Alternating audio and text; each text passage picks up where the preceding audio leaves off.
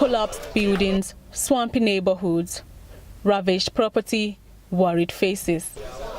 This is what is left behind after heavy rains flooded areas in Makurdi and other parts of Benue State.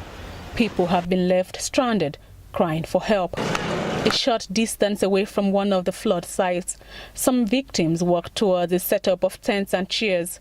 In one corner, their data is captured. In another, someone dishes out food. This is one of the centers set up by individual volunteers to assist victims of the flood in Makurdi. They said one weekend we see they start a canopy and they cook.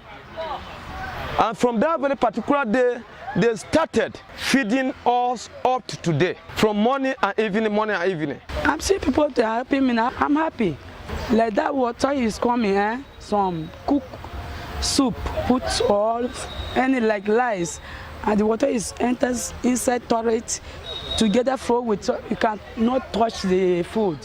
One of the coordinators here, Daniel Kwem, says the center was set up to help feed and counsel victims who have lost food supplies and property to the flood. We saw that the problem of hunger was the greatest of all at the time, and that was what informed us putting together some funds. They come, eat and go, and they keep coming. Over 500 people have been fed here.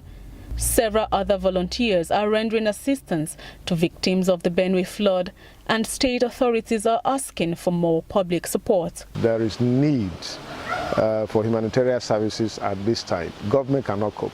When you are faced with this kind of challenge, where the funds are not there, it becomes quite taxing. Many of the victims are not well-to-do. If you visit the areas and you look at the houses that have collapsed, most of the buildings are muddy buildings.